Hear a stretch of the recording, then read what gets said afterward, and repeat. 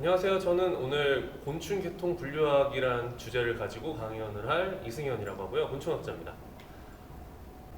곤충학자니까 당연히 여러 가지 논문이나 책들을 쓰고 있고요. 그리고 지금 이 자리와 마찬가지로 여러 가지 대외 활동들을 많이 하고 있어요. 곤충들을 알리는 일도 좋아하고, 그리고 곤충 사진을 찍는 것도 저는 굉장히 좋아합니다. 제가 제일 가장 좋아하는 곤충인 루리아넬소라는 곤충의 사진이고요. 그리고 이거는 하브르 곤충기 같은 서 아마 보셨을지도 모르겠어요. 이 송장벌레라고 하는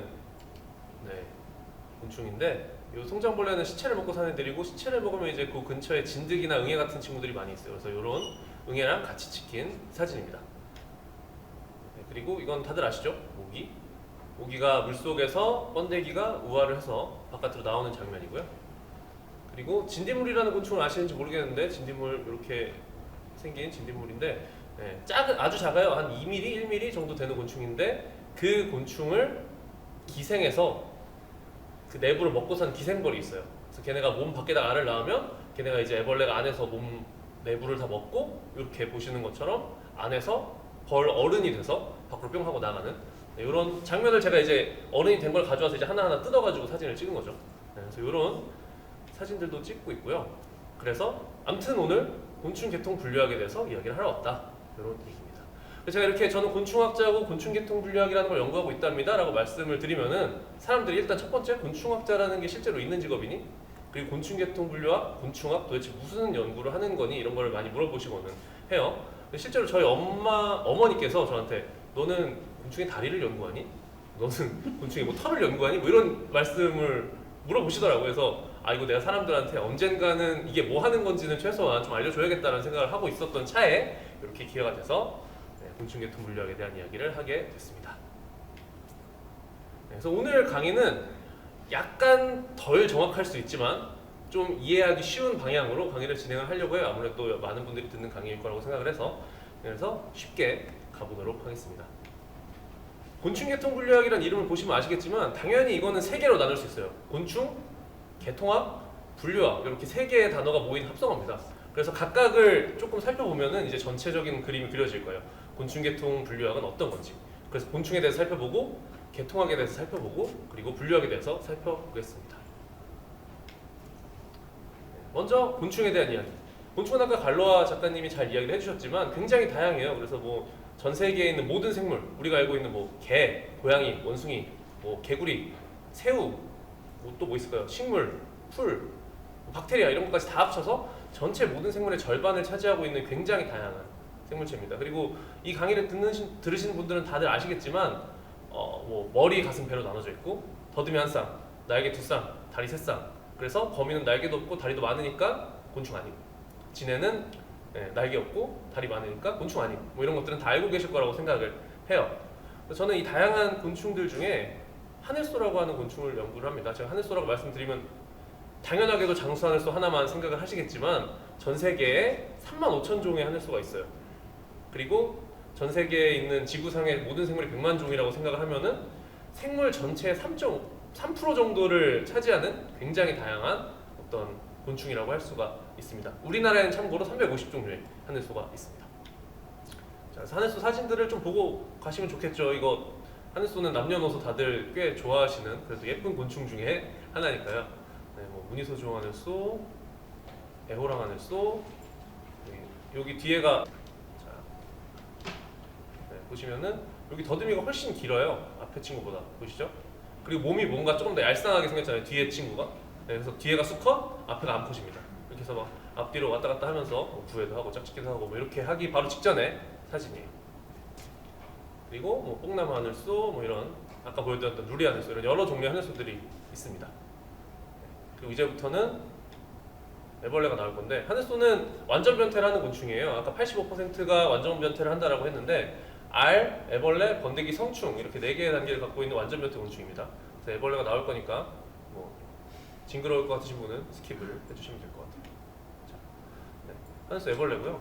뭐 이런 식으로 애벌레처럼 생겼어요. 그리고 보시면은 여기 이마 같은데 굉장히 많은 미세한 구조들이 이렇게 나 있습니다. 이게 마치 사람의 지문같이 서로 다른 종들을 구별할 수 있게 해주는 어떤 키 같은 거예요. 그래서 벌레들의 얼굴을 살펴보면은 보이시죠? 다 얼굴들이 뭔가 조금씩 다르게 생겼다는 것을 알 수 있습니다. 네. 그래서 애벌레는 이렇게 생겼고, 번데기는 성충이랑 거의 똑같이 생겼어요. 그래서 번데기도 마찬가지로 여기 보이는 털들이 어떤 배열을 갖고 있느냐, 그리고 어떤 숫자 몇 개냐, 어떻게 배열되어 있냐, 이거를 가지고 서로 다른 종들을 구별을 할 수가 있습니다. 그래서 이게 제가 연구하는 곤충들에 대한 이야기고요. 다시 약간 본론으로 넘어와서 곤충 계통 분류학에서 곤충, 당연히 가장 중요한 재료일 거 아니에요? 그래서 저희 실험실에는 이렇게 따로 표본관이 마련이 되어 있습니다. 그래서 보시면 여기 있는 요 각각의 뭐랄까 장들 안에 이렇게 표본 상자가 하나씩 쭈르르르 꽂혀 있고, 이 표본 상자 안에는 곤충들이 이렇게 정리가 되어 있습니다. 그래서 이 표본을 누가 갖다 주는 게 아니고 당연히 저희가 채집을 하겠죠. 다양한 방법으로 채집을 해요. 육안조사라고 함은 진짜 눈으로 보고 잡는 거예요. 네. 그래서 그냥 정말 지나가다가 벌레 보면 잡듯이 뭐 나무를 들춰보고 뭐 풀을 보고 꽃을 보고 이렇게 해서 눈으로 보고 손으로 잡는, 눈으로 보고 도구를 이용해서 잡는 이런 방법이고, 쓸어잡기는 전문가용 잠자리채? 네, 호충망이라고 하는데 그걸로 이제 풀이나 꽃 같은 걸 쓸어가지고 그 안에 있는 곤충들을 보는 것.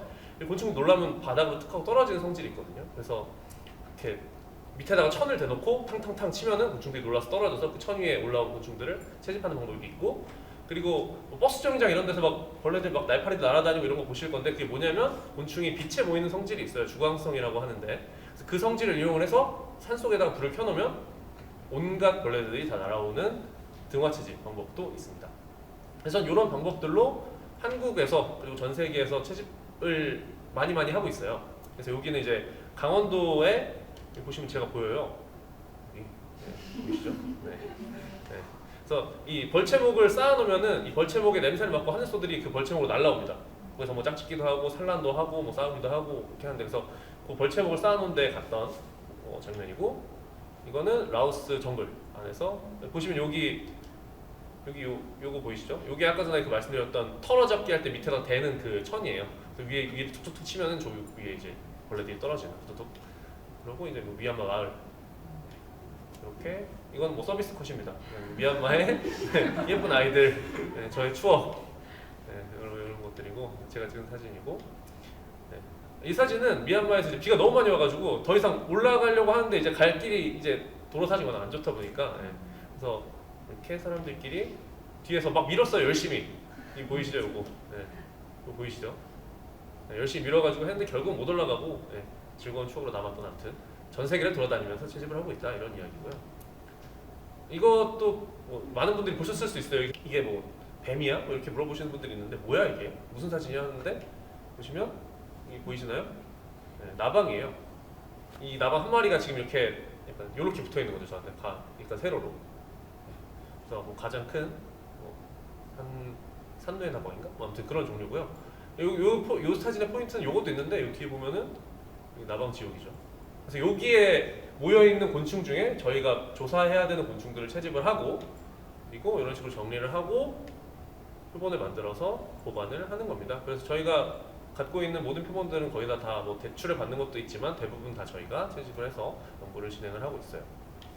그리고 하늘소 같은 경우는 이 방금 전까지 봄, 여름일 거 아니에요? 곤충들이 활동하는 시기. 근데 하늘소 같은 경우는 추운 때도 채집을 할 수 있어요. 왜냐하면 걔는 나무 속에 들어있기 때문에 나무를 잘라서 집안에다 가져와서 보관을 하면은 거기서 이제 애벌레가 성충이 돼서 나오는 거죠, 어른이 돼서. 그래서 여기 약간 제 방인데, 약간 제 방이에요. 실제로 여기서 자고 먹고 하는 방입니다. 그래서 이게 한 2013년 정도 되는데, 아무튼 그때의 사진이에요. 그래서 첫 번째 파트 곤충에 대한 이야기를 살짝 마쳤는데, 뭐 간단히 정리를 하자면 곤충은 지구 생물체의 절반을 차지하는 굉장히 다양한 분류군이다. 그리고 하늘소도 여러분 장수 하늘소 하나만 알겠지만 35,000종 이상 있다. 그리고 한국에는 350종 있고요. 그리고 온갖 방법으로 열심히 채집을 해서 곤충 계통 분류학을 연구하는데 재료로 사용을 하고 있다. 네, 이렇게 알고 넘어가시면 될 것 같아요. 곤충은 끝났고 분류학에 대한 이야기를 먼저 해볼게요. 분류학은 영어로 텍소노미라고 하는데요. 항상 요즘에 공부할 때 가장 중요한, 가장 잘 가르쳐주는 선생님은 누구일까요? 가장 잘 가르쳐주는 선생님은 사실 구글이에요. 저도 구글로 공부를 정말 많이 하고 있고, 위키, 구글 이런 것들을 무시하면 안 되는 게 여기서부터 시작이거든요. 전반적인 지식을 알게 되고 그 다음에 점점 파고 들어가는 건 뭐 논문을 보고 할 수 있지만 아무튼 여기서부터 시작을 해야 된다. 기본적인 걸 알려면. 그래서 영어로 구글에 검색을 하면은 안 나오는 정보는 잘 없어요. 그래서 영어를 열심히 해야겠죠. 아무튼 그렇습니다. 그래서 텍소노미라는 거를 뭐 그 위키에다 쳐보면 이렇게 나오는데 여기서 중요한 내용은 제가 이렇게 딱 해놨어요. 그룹 투게서 같이 묶는다, 폴더를 만든다 이런 개념이에요. 그래서 분류학은 그룹을 만드는 것, 생물을 개, 문, 강, 목, 과속, 종 이렇게 적절하게 배치를 하는 것이라고 생각을 하면 되는데 요 개, 문, 강, 목, 과속, 종 다들 들어보셨을 교과서에서 배웠을 이 내용은 사실 이거랑 똑같아요. 저희가 항상 맨날 보는 컴퓨터의 폴더 시스템이랑 아주 완벽하게 똑같습니다. 그래서 바탕화면이라는 상위 폴더가 있죠. 그리고 그 아래는 졸업 논문 뭐 어쩌고 저쩌고 강의 자료 이런 하위 폴더들이 있어요. 그리고 강의 자료라는 또 폴더를 더블 클릭해보면 그 안에 대중 강연, 뭐 수업, 학회 이런 것들이 있고 학회라는 폴더를 클릭해보면 또 하위 폴더로 이어집니다. 이게 정확히 곤충과 생명의 분류 체계와 일치해요. 그래서 곤충강에서 시작해서 곤충강이라는 상위 폴더를 더블 클릭해보면 나비목, 노린재목, 딱정벌레목, 무슨 목, 무슨 목, 무슨 목 여러 목들이 나와요. 그리고 다시 딱정벌레목으로 들어가서 더블 클릭을 하면 뭐 하늘소, 풍뎅이, 사슴벌레 이런 것들이 나오는 거고 사슴벌레로 들어가서 또 더블 클릭을 하면 무슨 속, 무슨 속, 무슨 속 나오고 그 속에 더블 클릭을 하면 비로소 이제 우리가 알고 있는 여러 종들 뭐 솔수염하늘소, 북방수염하늘소 이런 종들이 나오게 되는 것이죠. 그래서 이런 이 생명의 폴더 체계를 어떻게 만들 것이고 어떤 조건으로 폴더를 만들 것이냐 그리고 각각의 폴더는 뭐가 다르냐 그리고 임의의 곤충을 봤을 때 저희가 어떤 곤충을 봤을 때 얘를 어떤 폴더에 집어넣을 것이냐 그리고 만약에 이 새로운 종들이 많이 발견돼서 폴더가 막 커진다고 생각을 해봐요. 한 폴더에 막 200개의 파일이 있다? 이러면 나누고 싶잖아요. 그러면 나누고 그 나눈 폴더는 어떤 정의를 가지고 나눠졌는지를 연구하는 학문이 바로 분류학이라고 생각하시면 돼요. 어렵지 않죠? 네. 그래서 뭐 이런 임의의 곤충을 발견을 했다고 생각을 해볼게요. 임의의 곤충을 발견을 했어요. 그래서 얘를 어디다 넣어야 될지 고민을 하고 있는 거죠. 전 세계의 곤충이라는 폴더를 더블 클릭해봤더니 나비목, 노린재목, 딱정벌레목 이런 폴더들이 나왔어요. 근데 나비목에 들어가는 친구들은 나비, 나방 만지고 눈 만지면 안 된다 이런 얘기 하잖아요. 왜? 비늘이란 스케일이라는 게 있어요. 날개에. 그래서 비늘이 있는 친구들인데 얘는 보다시피 비늘이 없죠. 그리고 노린재목은 입이 쪽쪽 빠는 입이에요. 그리고 날개가 약간 막처럼 돼 있어요. 근데 얘는 보시다시피 딱딱한 날개를 갖고 있습니다. 그리고 입도 잘근잘근 씹는 입이에요. 그래서 얘는 딱정벌레목이라는 폴더에 들어가기 아주 적합한 조건을 다 갖고 있는 친구거든요. 그래서 거기에 딱정벌레목이구나 얘는 딱정벌레목이라는 폴더에 들어가야겠구나 하고 더블 클릭을 하는 순간 하위 폴더가 뿅 하고 나오죠. 그러면 사슴벌레는 수컷은 뿔이 있어야 되고 하늘소는 뭐 더듬이가 길고 뭐 이렇게 생겼잖아요. 하늘소라는 폴더에 들어가고 이렇게 해서 점점 자기 자리를 찾아가는 겁니다. 그래서 속이라는 폴더까지 들어가 봤더니 이렇게 3개의 종이 들어있는 거예요. 그래서 얘네 사진을 딱 봤더니 이 중에는 해당되는 애가 없네. 전 세계의 폴더를 다 뒤져봐도 얘가 해당되는 건 없네 라고 하면 얘는 새로운 종이라는 것을 우리가 알게 되는 거죠.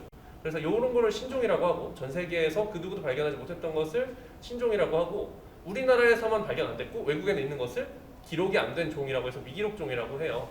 그래서 이런 것들을 밝혀내고 얘네를 어떤 폴더에 집어넣을 것인가 이런 것들을 연구를 하는 게 저희 연구라고 생각하시면 되겠습니다. 그래서 결국 이 친구가 속해 있는 곳은 이렇게 4개짜리 폴더로 바뀔 거고 그리고 이 폴더에 들어가는 친구들의 어떤 개념도 살짝 바뀌겠죠. 새로운 친구가 들어왔으니까. 그래서 이런 것들이 분류학입니다. 그래서 정리를 해보자면은 분류학은 그룹 투게더, 묶는 거, 폴더를 만드는 것인 거고 아까 전에 말씀드렸던 상위 폴더에서 하위 폴더로 내려오는 과정 얘는 날개가 딱딱하니까 딱정벌레 더듬이가 기니까 하늘소, 뭐가 어쩌고 이런 것들 점점 내려오는 걸 동정이라고 해요. 아이덴티피케이션이라고 하고 그리고 그 과정에서 새로운 종과 미기록종, 우리나라의 어떤 종들을 찾아내는 게 뭐 분류학의 어떤 연구 주제다라는 것을 알고 넘어가시면 되겠습니다. 그리고 마지막으로 사실 요 곤충 계통 분류학에 제가 생각하기로는 가장 재미있는 부분이라고 생각하는 개통학이 남았어요. 그래서 개통학도 마찬가지로 어디서 시작을 한다? 키에서 시작을 한다. 네. 그래서 이것도 쭉쭉쭉 읽어보면은 여기 Study of the Evolutionary History and Relationship. Relationship이라는 게 중요해요. Relationship이 뭐죠? 도진 씨? Relationship은 관계예요. 관계를 알아내는 학문인 거예요. 그리고 여기 보시면 이래서 영어가 중요합니다. 이런 분석의 결과는 뭘로 나타나지냐면 이거는 뭐 모르는 단어니까 phylogenetic tree라고 개통도라고 하는 어떤 결과로서 이 학문이 진행이 된다 이런 얘기잖아요. 그래서 개통도를 먼저 보고 가겠습니다. phylogenetics는 개통학이라는 거는 관계를 연구하는 학문이구나 라는 것을 머릿속에 넣으시고 개통도를 보면서 이야기를 풀어볼게요. 이게 뭐 하늘소의 개통도예요. 근데 분명히 보셨을 법한 어떤 구조를 갖고 있습니다. 여기서 이제 예쁜 것들, 추가 정보를 위해서 넣은 것들을 다 제외를 하면은 이렇게 되거든요. 약간 헐벗은 느낌이죠. 이거는 언젠가 보셨을 거예요. 왜냐? 이거를 90도 회전을 하면 이게 뭐랑 똑같냐면요. 사실 가계도랑 똑같이 생긴 겁니다. 네, 그래서 이 개통학이라는 거는 생물들의 가계도를 그리는 학문이라고 생각하시면 돼요. 자, 이 세 생물이 있는데 이 세 생물의 관계를 한번 그려볼게요. 아까 가계도처럼. 너무 쉽죠? 사람이랑 원숭이랑 가깝고 도마뱀은 멀리 있고 사람이랑 원숭이랑 제일 가깝고 그 둘 중 누구보다 도마뱀이 가장 멀리 있고 너무 쉽잖아요? 이거를 이렇게 그릴 수 있는 사람은 잘 없단 말이에요.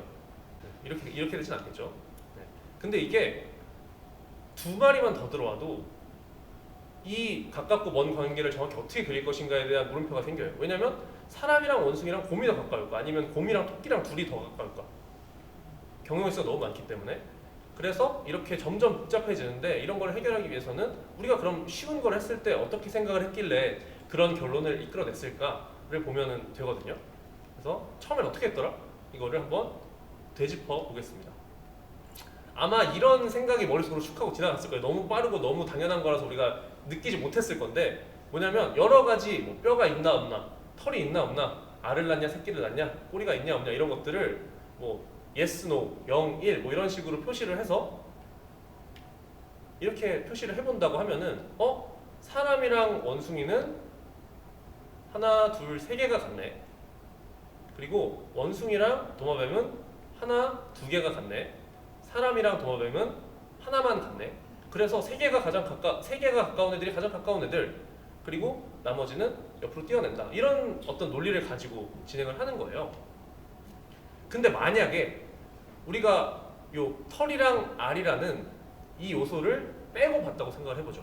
그럼 이게 어떻게 되냐면 말도 안 되는 가계도가 그려지게 돼요. 그렇죠? 그렇게 추정을 할 수밖에 없어요. 그래서 우리는 어떻게 해야 되느냐? 더 중요한 특징을 찾아서 확인을 해야 되고 그리고 더 많은 특징을 봐야 조금 더 합리적으로 관계를 추론을 할 수가 있어요. 네. 근데 이제 우리는 방금 전에 봤던 털이 있냐 없냐 뭐 꼬리가 있냐 없냐 이런 건 너무 단순한 이야기고 진짜 학문을 할 때는 되게 깊은 곳까지 들어갑니다. 그래서 뭐 다 뜯어보고 더듬이도 뜯어보고 입도 뜯어보고 가슴도 뜯어보고 다리도 뜯어봐서 아까처럼 표를 만들어가지고 이런 식으로 논문을 쓰는 것이죠. 보면은 저희가 봤던 거랑 오른쪽이 이제 형태를 기반으로 해서 개통도를 추론한 논문이에요. 그러니까 왼쪽 거랑 오른쪽 거랑 사실 본질적으로 완전히 똑같은 거죠. 본질적으로는. 네. 그래서 이렇게 개통도를 그려왔는데 여기에 엄청나게 큰 단점이 있습니다. 단점 두 가지를 얘기 드릴 건데 첫 번째 주관적이고 두 번째 귀찮다는 점이에요. 자, 저는 더듬이가 곤충에서 엄청나게 중요하다고 생각해요. 왜냐? 곤충들은 더듬이로 보고 느끼고 짝도 찾고 위험도 감지하고 모든 걸 한단 말이죠.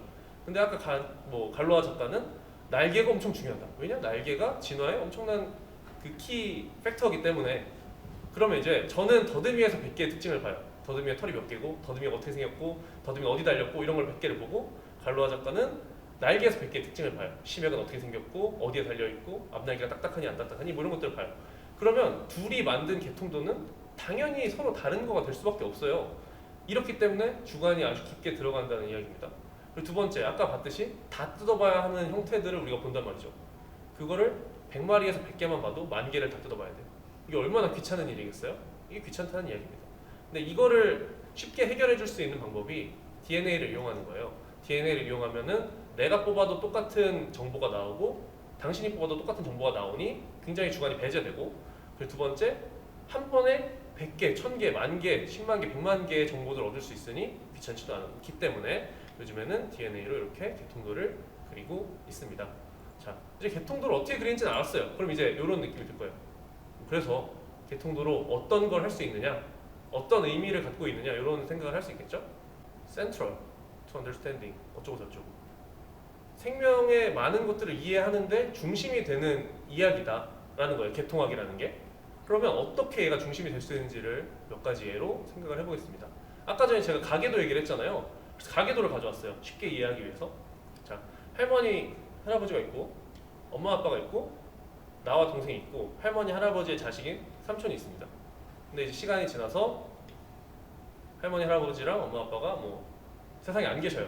이걸 조금 과학적인 이야기를 해보면 현생 가족은 나와 동생과 삼촌 셋밖에 없다 이렇게 표현을 할 수가 있는데 그럼 자 이제 이 현생 가족을 가지고 가족이라는 그룹을 만들어 볼 겁니다.